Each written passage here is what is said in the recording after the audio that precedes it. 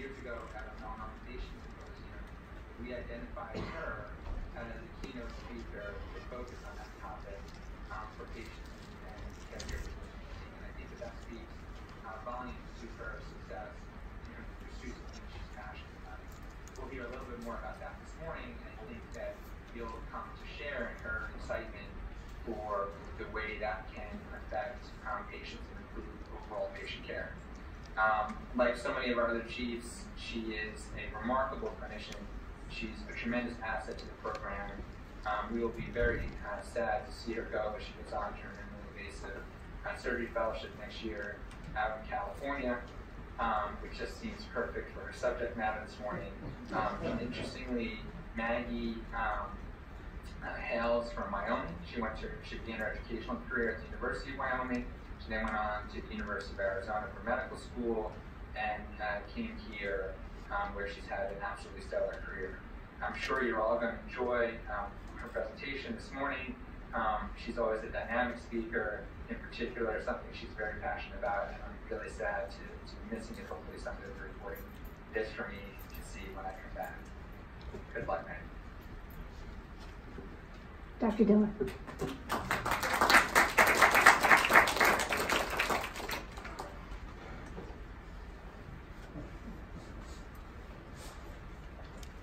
I'll be sure to thank Dr. John when he returns for that unique and kind introduction. So I'm excited to be here today to talk to you all about integrative surgery, which I am proposing as a new paradigm for enhanced recovery. So a year ago, I was asked to give a talk at the Winship Cancer Symposium. The topic was something called Integrative Oncology, and the goal was to explain to cancer patients how to incorporate complementary and alternative medicine into their cancer care. Naturally, because I do yoga a couple times a week, it was presumed that there was no better person to educate these people besides myself. I was the resident expert, so to speak. Now, I'll be honest with you, at the time I knew nothing about integrative oncology or complementary and alternative medicine, and I didn't really care to. I was about as much a skeptic as I would assume most of the people in this room currently are. Before moving on, I have no financial disclosures, but I would like to disclose the following. I do practice yoga, I am not a vegan, and I am not recommending that you use complementary and alternative medicine. The focus of my talk, rather, is introducing a new paradigm for surgical care in which we will implement a variety of non-pharmacologic techniques to better treat surgical patients, the foundation of which is evidence-based. I call this new paradigm integrative surgery. So I want to start by asking a question. How many of you have seen a patient in clinic or in the ER, and when you ask them what medical problems do you have, they answer none? And yet when you follow up with what medications do you take, they list off a host of antihypertensives, oral hypoglycemics, insulin, pain pills. Things like hypertension, diabetes, obesity, chronic pain, these have become the new norm, so much so that our patients no longer recognize them as medical problems. The general public is walking around in a state of constant health crisis. And what we as medical professionals now deliver is no longer true health care, but rather a means of crisis intervention. And by and large, how we have chosen to manage these health crises is with a pill or an incision. So just like physics has taught us that for every action there is an equal and opposite reaction, medicine has taught us that for every intervention there is a side effect. And surgical intervention is no exception. Now, while we often accept these side effects in light of the overwhelming benefit of an operation, when poorly controlled, surgical side effects are a significant burden to patients. They impact patient outcomes, they increase length of stay, they increase hospital readmission rates. So for the rest of my talk, I will be focusing on the management of three common surgical side effects: nausea, vomiting, pain, and anxiety.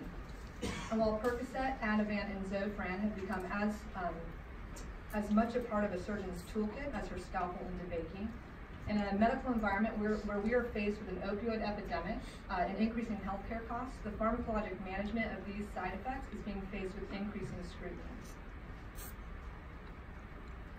So inpatient drug spending alone has increased by 40% in the last few years. It now exceeds the cost of retail prescription drug spending, and it represents a major source of hospital costs. And as of January 2018, the Joint Commission revised their pain assessment and management requirements, now mandating that hospitals have non-pharmacologic pain management strategies in place. So whether we want to or not, we need to be familiar with these adjuvant therapies. The good news is that some of you are off to a good start, and I think the overwhelming majority of the people in this room completed my survey so that I could present this information to you. So when I asked Emory faculty about their use of non-pharmacologic treatment modalities, over half of them prescribed ice as a means of pain control, and 80% prescribed incentive spirometry and deep breathing exercises, which I think of as yogic breathing with drops.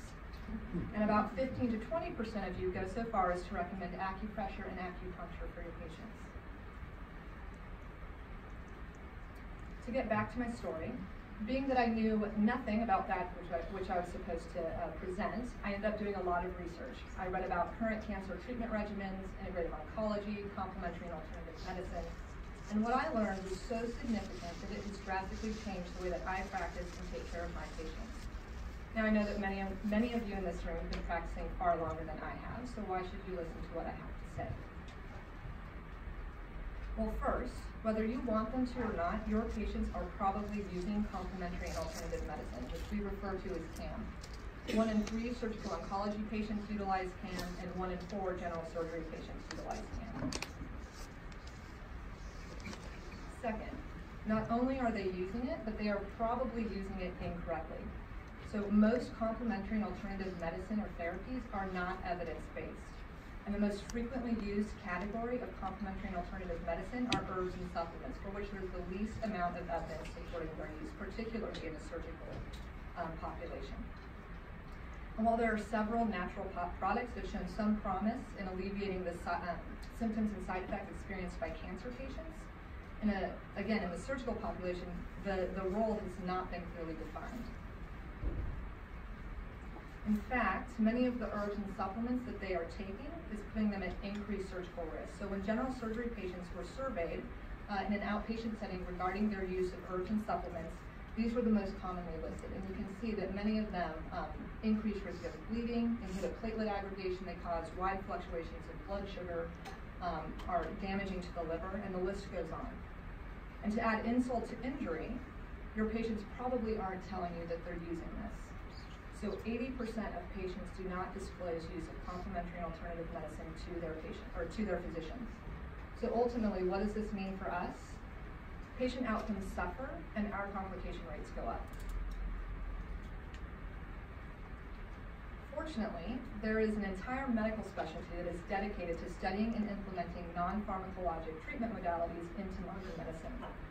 Integrative medicine is evidence-based, and it includes all healthcare specialties and all treatment modalities, conventional or otherwise, in an effort to more completely treat a patient. Integrative oncology and integrative surgery, therefore, sort of exist within the realm of integrative medicine, which functions as an umbrella term. So as I was preparing my talk last year, it was important to me that the information I presented be evidence-based, and not just a study here or there, but the gold standard of evidence, randomized controlled trial. Luckily, the Society for Integrative Oncology had done most of the work for me. They put forth these evidence-based guidelines to aid in symptom management in cancer patients. The SIO is a nonprofit organization that's founded by leading oncologists and oncology professionals from around the world. And their goal is to encourage the scientific evaluation of treatments that exist outside the realm of modern medicine, and then guide their subsequent integration into clinical practice. Now, all of the practices listed here carry strong recommendations by the SIO, and they also have a high level of evidence, either grade 1A or 1B. And as I was reviewing these guidelines, I realized that many of the symptoms that they were aiming to treat were not just symptoms common to cancer patients, but they were common to surgical patients as well. Pain, anxiety, nausea, vomiting, fatigue. And so I wondered, if there is a high level of evidence supporting the use of these practices in a chronic setting for cancer patients, is there any evidence supporting their use in the acute setting for surgical patients? And being that I'm up here giving this talk, you can probably guess the answer is a resounding yes. So the remainder of my talk will focus on specific non-pharmacologic modalities that we can use to treat the three most common surgical side effects: nausea, vomiting, pain, and anxiety. The first technique I will describe is Acutherapy. Now, Acutherapy can be used to treat a multitude of surgical side effects, including postoperative pain. However, for the sake of time and offering each of you techniques that you can easily implement now, I'm going to focus on how Acutherapy can be used to manage postoperative nausea, vomiting.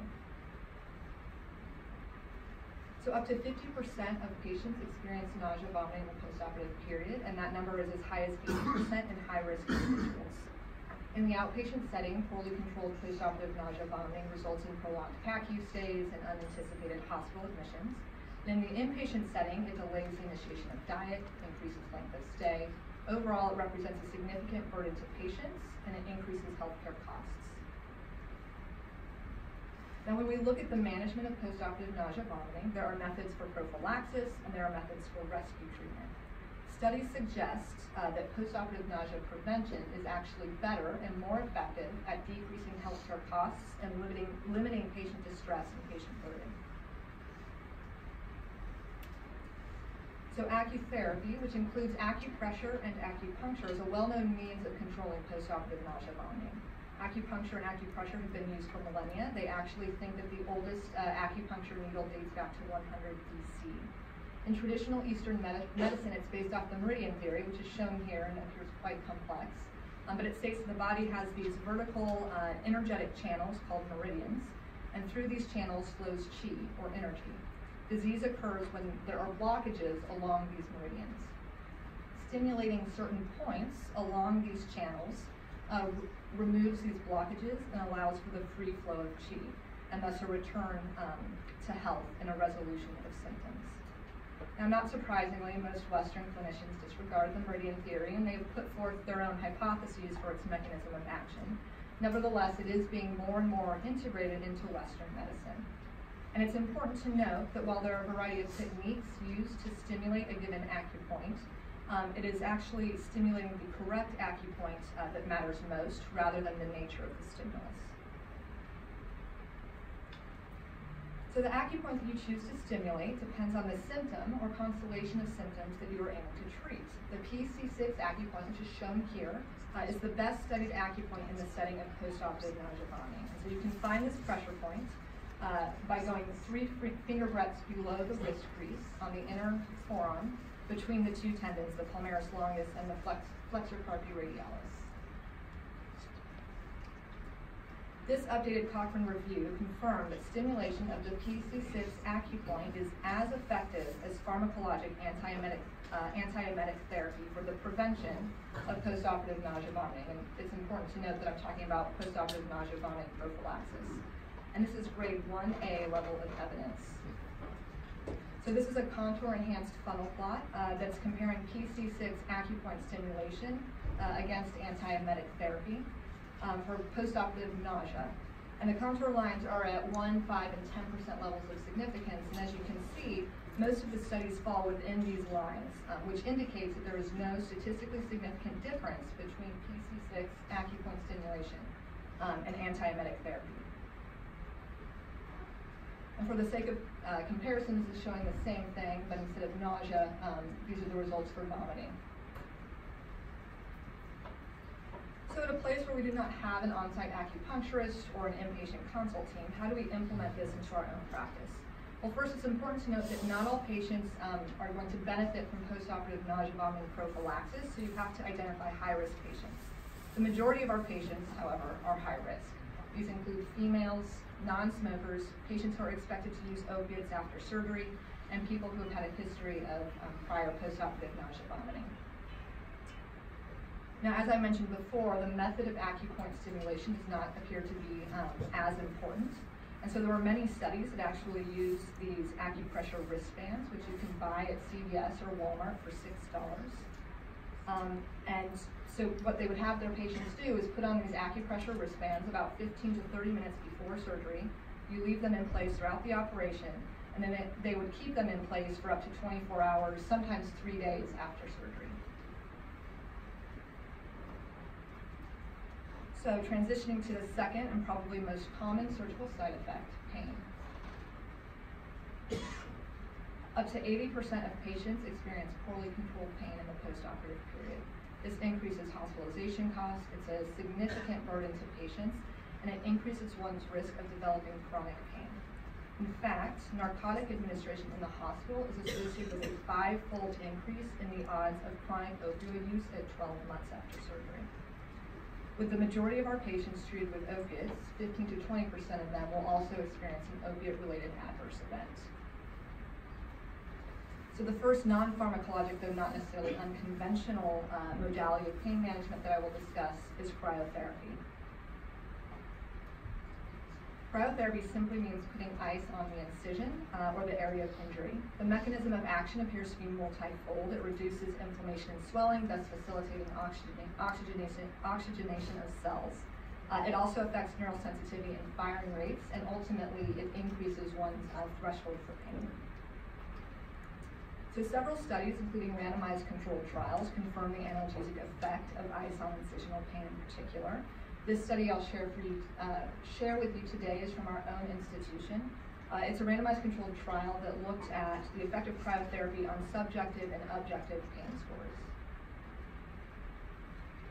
And what they found was that ice applied immediately after surgery, so as soon as the dressings went on, patients experienced a decrease in subjective pain scores on both postoperative day 1 and postoperative day 3. And the treatment group is shown in blue. Furthermore, there was also an opiate-sparing effect, which was demonstrated by a decrease in the administration of morphine equivalents over a 24-hour period, most notable on postoperative day 1. So not only are you giving your patients less opiate pain medications, but they are experiencing a greater level of pain control. So throughout the pain management portion of my talk, I will be focusing on objective pain scores as morphine equivalents or morphine equivalent dosing. Morphine equivalent dosing refers to a patient's cumulative intake of any drug in the opioid class over a 24-hour period. Cryotherapy is comparable to 4 morphine equivalents in a 24-hour period. In general, the rules for implementation of cryotherapy are straightforward. Ice pack should be applied as soon as the dressings are placed, so in the PACU or better yet, in the OR after the patient's been transferred to the stretcher. As little as 20 minutes may be sufficient to induce an analgesic effect that is durable for up to 24 hours, but most studies left ice packs in place for 24 hours. As we continue to talk about an integrative approach in the management of postoperative pain, it's impossible not to also address anxiety. So pain and anxiety often coexist, and one frequently exacerbates the other. In fact, preoperative anxiety is listed by some studies as the #1 predictor of postoperative pain. So it's likely not coincidental that, similar to the percentage of people who experience poorly controlled pain in the postoperative period, a similar amount, 80% of patients, experience anxiety in the hours to days before surgery. And this has important physiologic effects. It increases heart rate, it increases blood pressure, it increases cortisol levels, it increases intraoperative anesthetic requirements. So one of the benefits to incorporating integrative practices is that they treat more than one symptom. So the techniques described throughout the remainder of the talk have both analgesic and anxiolytic effects.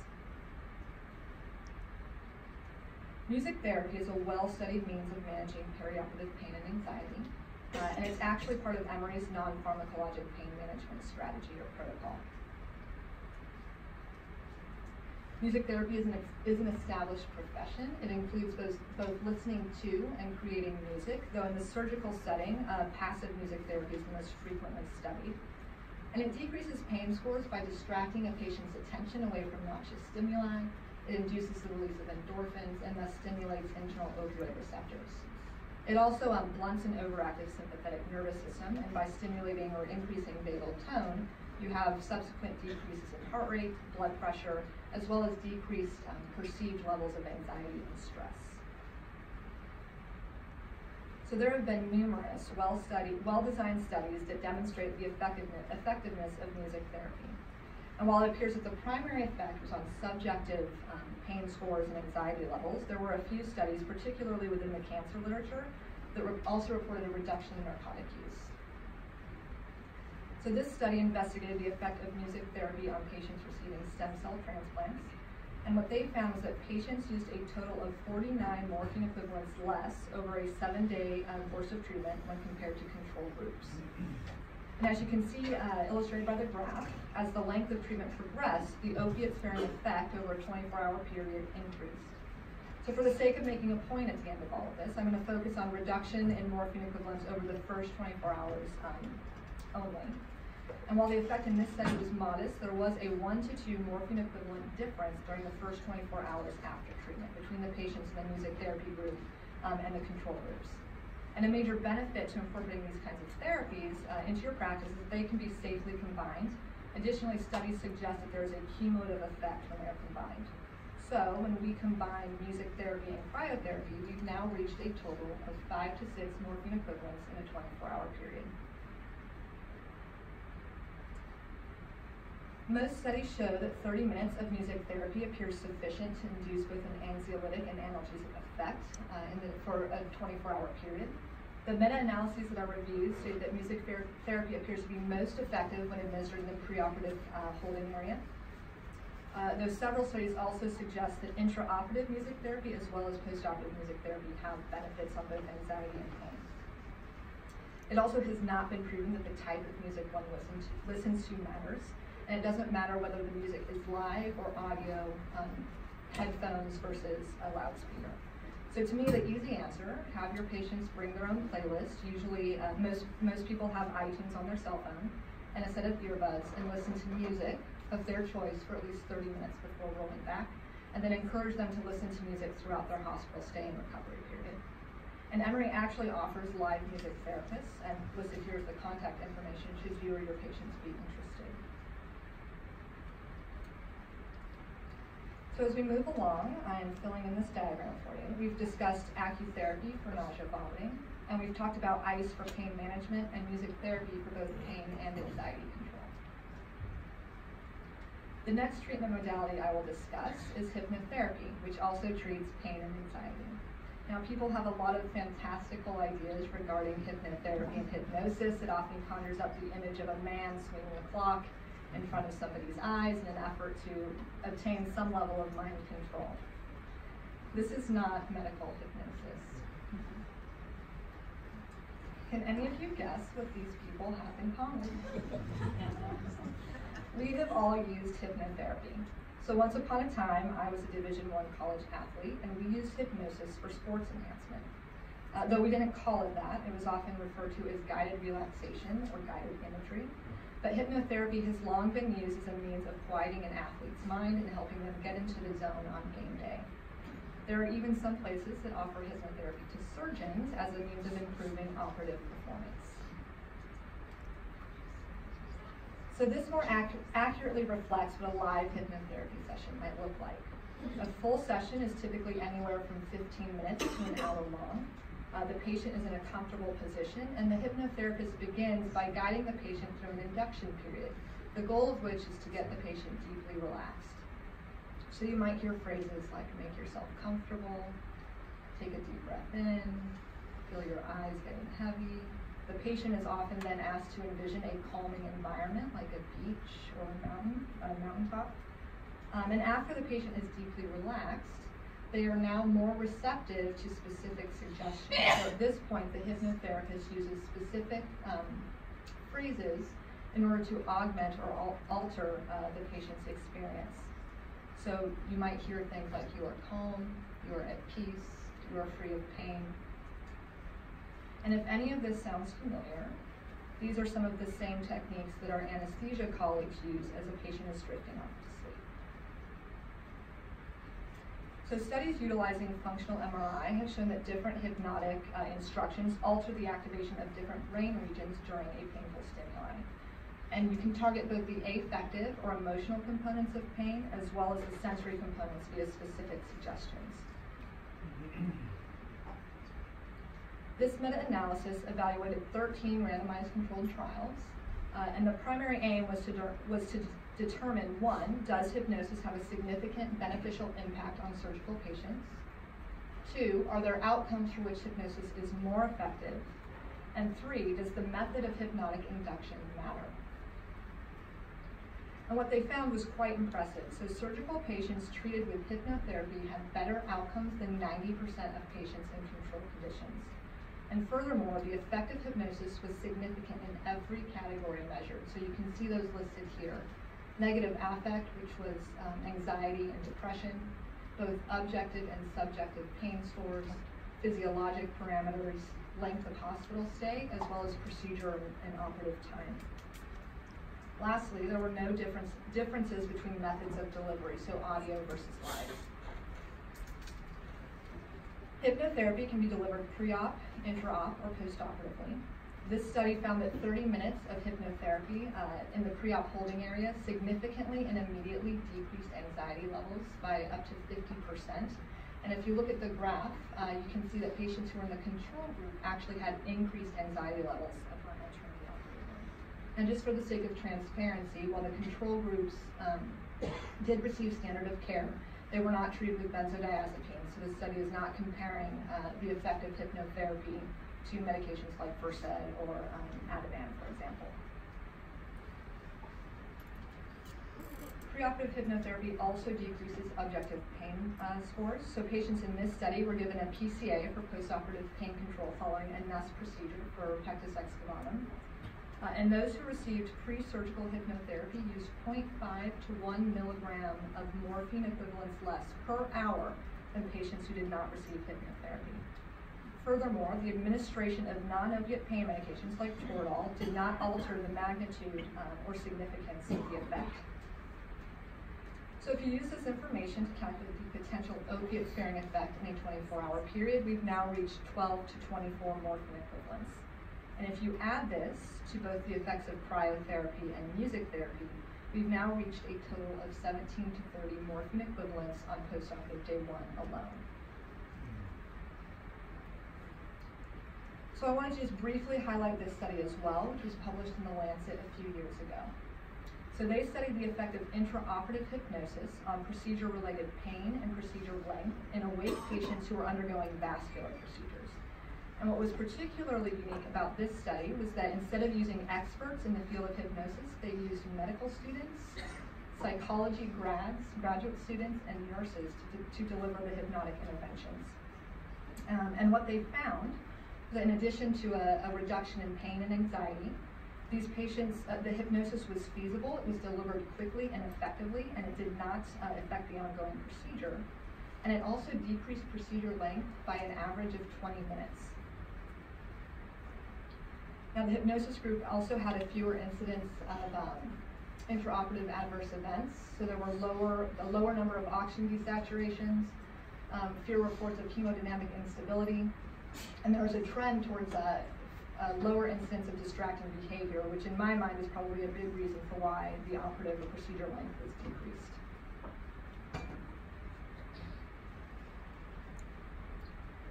So most studies show that 30 to 60-minute sessions were sufficient to induce an immediate effect, and these were durable for 24 hours.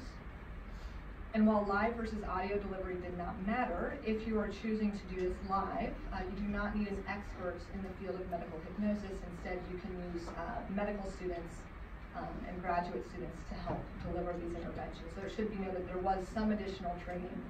They each underwent about 30 hours of combined classroom training and supervised practice. So moving along, you can see that we are starting to add to our own model of integrative surgery.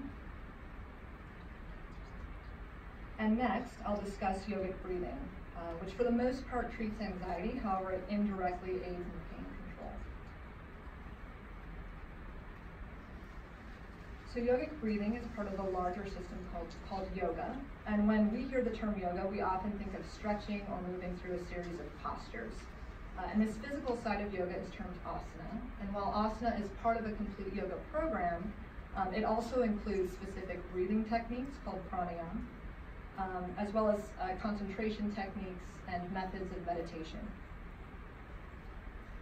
And as you can imagine, implementing an asana practice in the immediate perioperative period would probably be quite difficult. But you can use the breathing techniques and meditation in isolation and in the acute setting to impact pain and anxiety. While asana has been the predominant representation of yoga in our culture, pranayama recently gained notoriety when Hillary Clinton mentioned that she uses a technique called nadi shodhana, or alternate nostril breathing, in an effort to relieve stress. As it was explained to me, the breath is our link to the autonomic nervous system. So by controlling our breath, we control the parasympathetic nervous system. We increase vagal tone, and that results in decreased heart rate, decreased blood pressure, and again, decreased perceived levels of anxiety. So to do alternate nostril breathing, you'll use your right hand, and you will take a deep breath in, occlude the right nostril, exhale out the left nostril to a count of 5 to 10, and then inhale through the left nostril to a count of 5 to 10. There's actually people doing this, that's great. Pause, using your ring finger, block the left nostril. Exhale out the right nostril to a count of 5 to 10. Inhale, block the right nostril, switch sides. Exhale out the left, inhale the left. And you do that for 2 to 5 minutes. And not only does it affect us physiologically, like I already mentioned, but some studies suggest that it has anti-inflammatory effects as well, and decreases circulating levels of inflammatory cytokines. So this study looked at a different type of pranayama, sukha pranayama, which is essentially slow, deep breathing. You want the inhalations to match the exhalation, and your goal respiratory rate is 6 to 10 breaths per minute. And what the authors found was that guiding patients through 5 minutes of sukha pranayama immediately decreased anxiety 5-fold, and that anxiolytic effect was durable for an hour post-intervention. Now, I would not say that the surgical literature surrounding yogic breathing is particularly robust, but if you search instead for deep breathing, many more studies result. And deep breathing, along with incentive spirometry, is commonly used given its effect on atelectasis and pulmonary function. Now, I'm not recommending that yogic breathing take the place of incentive spirometry, nor do I expect that many of you are going to spend 5 minutes guiding your patients through deep breathing exercises in the preoperative holding area. But these techniques are easy to teach. You can recruit medical students, or better yet, family and friends to deliver some of these interventions. And furthermore, I'd recommend that you start ordering deep breathing exercises specifically as a part of your standard admission order sets. So for the residents, I'm pretty sure at Grady, you can order deep breathing in and of itself. And at Emory, most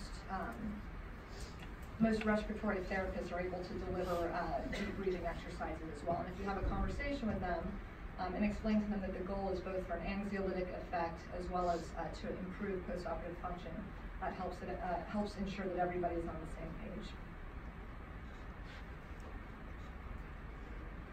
So there's one more technique that I'll talk to you about, and that is meditation, which can be used acutely to manage poorly controlled pain. So there is a wealth of information surrounding the benefits of a meditation program on chronic symptoms and quality of life. And if I could get anyone in this room, or everyone in this room, to do one thing, it would be to start a meditation practice, not just for your own benefit, but for the sake of those who have to be around you on a day-to-day basis. Not that I would want to give a second grant round, but if I had to, I would do it solely on the different types of meditation, how to do it, and why we should all be doing it. For the purpose of this talk, however, a specific style called Mindfulness Meditation can be used acutely without any prior experience or training to manage acute pain. And like I alluded to, there are many different types, but the cornerstone of practice involves self-observation, an increased or heightened level of awareness, and cultivating an attitude of acceptance. And the idea is that by enhancing cognitive control mechanisms, you can reduce amplification of nociceptive signals. And then you also decrease the emotional aspect of the emotional processing of pain. An important difference between hypnosis and meditation is that meditation relieves pain by fostering non-reactive acceptance of unpleasant sensations. Hypnosis uses visual imagery and suggestion to actually alter a patient's experience. So this particular study evaluated all inpatients, surgical or otherwise, who were experiencing poorly controlled pain. And they compared 15 minutes of mindfulness meditation to a 15-minute hypnotherapy session, and then these two groups were compared to a group who only received 15 minutes of education, in which they were taught different methods of pain coping skills. The mindfulness intervention itself was a 15-minute script that was delivered by clinical social workers, and patients were asked to focus on their breath and body sensations and accept any discursive thoughts or negative emotions that might arise, rather than pushing them away or trying to manipulate them. All three groups demonstrated decreases in pain intensity scores. However, the reduction in pain intensity was significantly more substantial in the meditation and hypnotherapy groups. And although the average pain reduction was modest, 1/3 of patients in the meditation group experienced an immediate and clinically significant reduction in pain comparable to 7.5 morphine equivalents. So, if you combine all of the integrative therapies that I've just mentioned, your potential total opiate-sparing effect is anywhere between 24 and 37 morphine equivalents on the first post-operative day alone. And just to put this into perspective, average morphine requirements on post-operative day 1 in patients of varying age groups is between 10 and 20 milligrams. So in theory, regularly using these practices along with opiate medications like Toradol, Tylenol, etc., we could significantly decrease or even negate the need for IV narcotics in the post-operative period. So how do we prescribe mindfulness meditation in the perioperative setting? It appears that 15 minutes is sufficient to induce an immediate and clinically significant reduction in pain. Importantly, the intervention works after pain has already been reported as uncontrolled, so while I think that it likely has benefits in the preoperative period, I see meditation as particularly beneficial in the postoperative period when pain is likely to be uncontrolled. And the best news, there's no lockout regarding dose or frequency. You can use this as often as you want. And there are a couple ways to deliver this. Like I mentioned, the study that I presented to you, they had a 15-minute script that was read to patients by clinical social workers. There are also a multitude of apps, and these are all recommended in Emory's, again, non-pharmacologic pain management protocol that you can have patients download before surgery and then use these throughout their postoperative period.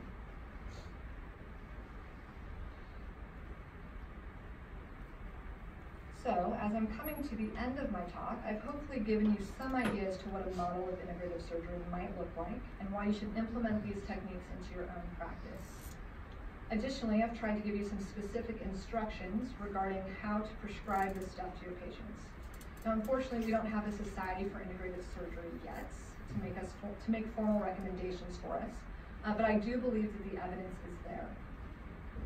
Now, it's interesting to note that most of this data has been around for over a decade, and yet we still haven't seen widespread implementation. And I think that this is for two main reasons, one of which I tried to address today. In spite of a healthy amount of literature on all of these techniques, it's been really difficult to glean from the literature specific recommendations regarding dosing, frequency, and for what interventions, or for what symptoms we should be using them. Two, certain techniques like acupuncture and hypnotherapy require trained professionals for administration, or at the very least, additional training for an already busy medical team. Luckily, Apple has reminded us to keep calm because there's probably an app for that, and they are right. There are apps for meditation, guided or otherwise, apps for hypnosis. There are even apps for acupressure. So, in a world where cell phones are ubiquitous, I believe mobile apps represent a means of bridging the chasm that exists between some of these integrative practices and inpatient medicine. A single app could include pre-selected songs for music therapy, validated hypnosis sessions that are geared towards anxiety reduction and pain control, guided breathing exercises, a meditation timer or meditation app, and even a symptom-specific acupoint guide. While an integrative surgery app doesn't exist yet, Emory has made some steps in the right direction. So Dr. Hack, who you all know, is working with Dr. Mascaro with the Department of Family Medicine, as well as Dr. Curtis with the Anesthesia Department. And they are enrolling patients in a study to investigate the effects of meditation on pain, particularly in surgical patients. And while the meditation intervention takes place over a 6-week period, it's never too late or too early to have your patient start meditating. So to summarize, here's what you can do now. If you think that your patient is at high risk for postoperative nausea and vomiting, you can recommend that they buy these Acupressure Wristbands at CVS. Again, they're about $6. They put it on in the pre-op holding area, and they keep it in place for 24 hours to 3 days after surgery. Make sure that your residents are ordering ice packs, and residents make sure that the nurses are refilling the ice packs as needed. I can't tell you how many times I've walked into a room and found a lukewarm bag of water on my patient's abdomen. Have your patients bring their own music list and listen to music throughout the hospital stay. Begin music therapy in the pre-op holding area and have them listen to it as often as they want during their recovery period. Start ordering deep breathing exercises in addition to incentive spirometry. And start enrolling your patients in the Mindfulness Meditation study, and maybe even recommend some of the apps that are part of Emory's non-pharmacologic pain protocol. What to look forward to?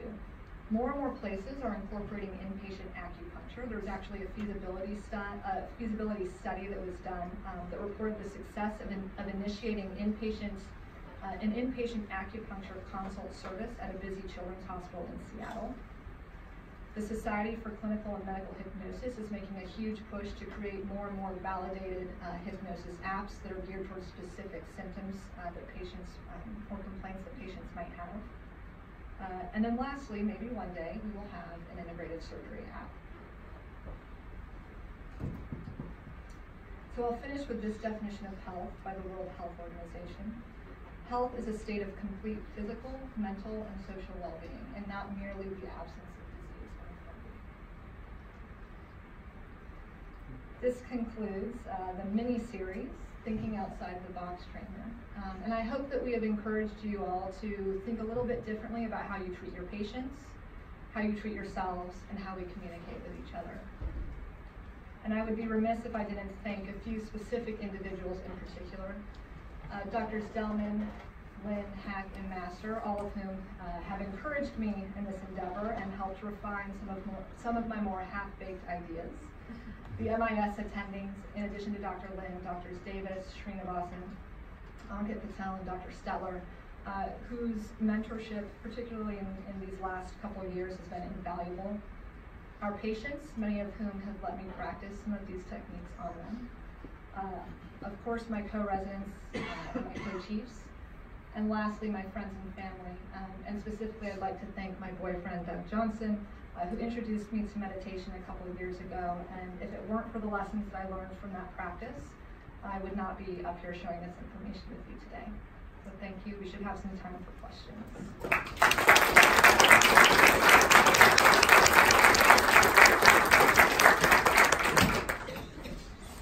Thank you, Maggie, for a fantastic talk and the practical advice in it. We have time for some questions. If anybody has any? I'll get started because I'm sure a lot of folks want to ask you some questions. So first, great talk, and simple, novel things that really can make a difference. And I think what I would tell you is that one of the things I always say is probably in my career, the factor that's prevented success the most is talking myself out of an intervention before I even get started on doing it. And so what I would tell you on this is continue to press this. Don't talk yourself, don't let anybody talk you out of it, and don't talk yourself out of it. This is really simple things that can make a difference. So two questions, and you alluded to one of them, and how would you incorporate this in the already busy flow with thinking about what we have to do in clinic and so on. So how do we fit this in? Because I think it's really, these are simple, relevant things that will make a difference, but we've got to fit it in, figure out how to fit it in. And the second question, I think, is even more germane, and thinking about what our patients are getting when they come see us, and from their initial visit to up until the time of surgery, the amount of information that they're bombarded with. And how do we incorporate these simple interventions which will make a difference? How do we incorporate this in for them so that they, that the uptake is real, that they actually do these simple things? we're talking to them about complications and expectations, et cetera, et cetera. So where do we incorporate it, and how do we enhance uptake by the patients who are already bombarded with a lot of information? Great talk. Great talk. Oh, sorry, I thought I didn't move the mic. Anyways, yeah. So one, I think what we need to, like I said, an integrative surgery app would be great. You see your patients in the pre-op clinic, you download the app, and you just have them download it. Until that exists, I actually think that medical students represents a huge wealth. They could really kind of manpower some of this stuff. So medical students want to be helpful. And I think telling them, hey, please go check on the patient, make sure that their ice packs are filled. Teach the medical students or have them learn how to do some of these deep breathing exercises, and after morning rounds or before PM rounds, have them go around and spend a couple minutes doing these deep breathing exercises with patients. I think what you brought up as far as educating these patients before surgery, again, they get a wealth of information, and the goal is not to bombard them. I think that we do, unfortunately, not a great job of painting an accurate depiction of what their post-operative course is going to be like, even if there are no complications. Pain and anxiety are huge issues. And I think that making sure that we address those as part of our consenting process, and then identifying patients that have a significant amount of fear about that, that's a good point or a good segue for recommending, hey, here are these apps that you can download on your phone if you're interested. I'll have my medical student come in and teach you a breathing exercise that you can do. So I don't think that it really has to affect our workflow at this point if we do a good job of identifying patients that are interested and using our entire healthcare team, which includes our medical students. So Maggie, that was fantastic. All I can say is wow. I think you've confirmed a lot of what all of us had hunches about, but you put some data behind it, so thank you. I'm going to ask you, how could we do this at Grady with our patient population? And I'm thinking that we should really collaborate with our acute pain anesthesiology team. Wes Glick and Cliff Song just kind of got organized this past 6 months. And have you reached out to anesthesia, and have they been receptive? Because again, they're probably doing some of this already, but how we can do this together a little bit better. Yeah, so I've actually thought about my Grady patients a lot with regards to this. Again, I don't think that it's hard to, you can order these deep breathing exercises for your patients' ice packs. As far as downloading apps onto cell phones, many of the Grady patients are probably not going to have cell phones or want to purchase, a meditation app, for example. But we can, especially in the ICU, the beds have the option to play music.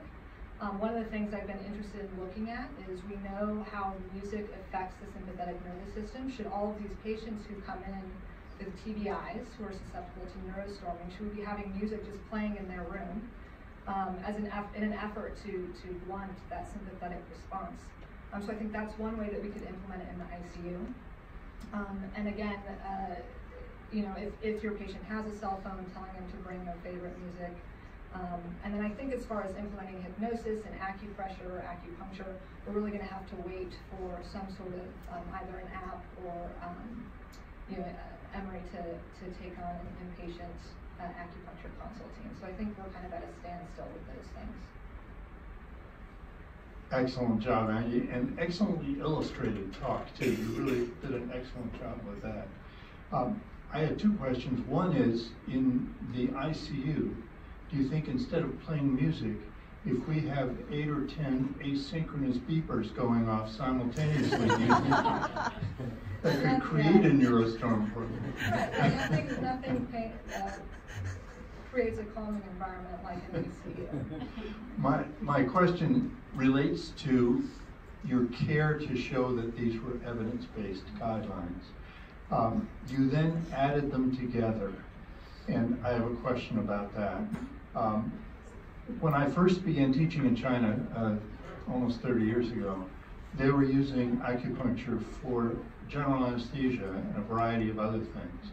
Over the years, they pretty much totally stopped that, and I asked why, and they said, well, people have become too westernized. It wouldn't work. And I said, what does that mean? He said, well, I think acupuncture works by something very similar to what you in the West call hypnosis. So it made me wonder if acupuncture plus hypnosis, if these things can truly be added, or if they're all affecting the same sort of pathway and may not be completely additive. Yeah, so many of the, especially hypnotherapy and meditation, affect some of the same pathways. Though most of the studies indicate that there are some distinct differences. So like I mentioned for meditation, the goal is self-acceptance, whereas hypnotherapy, you're actually, through these suggestions, altering somebody's experience. So I do think that you can truly combine and have a cumulative effect in those two practices. And Acutherapy, I'll be honest, I don't have a great answer for how that works. I tend to lean towards the Eastern model of the meridian theory, which is something totally different than what we're using here in the West.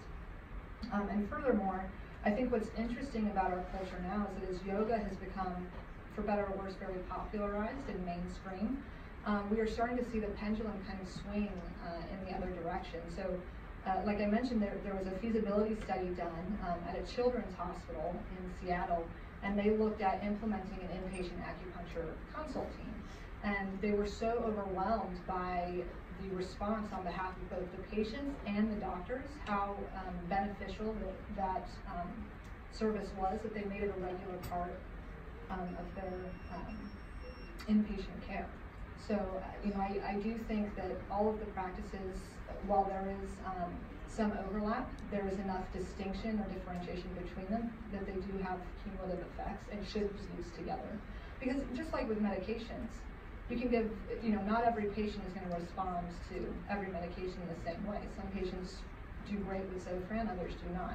And so also, having all of these techniques available, while some may respond to one and not another, you can really kind of help tailor this treatment modality or this paradigm for patients, and also give them a sense of control back. Thank you very much, Maggie. So I'm going to ask you a hard question, okay?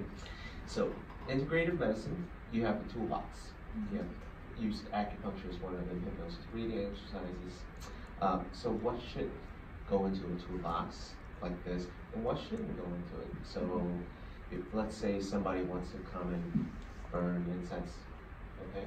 I mean, nothing's wrong with it. We do it on my deck, right? And what about a Pentecostal guy who wants to come and read scriptures and intercessory prayer? Mm-hmm. What's allowable, what's not? How do you decide? Help me think through this. Yeah, so I think that it has to be patient-driven. One of the things that I liked about most of the techniques that I talked to you about was that it didn't matter whether they were delivered live or audio. So I think earphone, patients using earbuds to do, especially at Grady where patients are sharing rooms.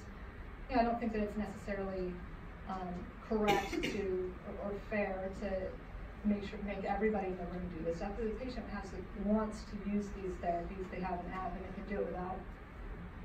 They can use it on their cell phone without bombarding their roommates. As far as incense and stuff, I'll kind of go by the same token. As long as it is specific to that patient and not necessarily impacting those around them, I think that it's fine. And as far as having people come in and read scripture, I don't see any problem with that. Again, as long as the patients that are nearby are okay with it.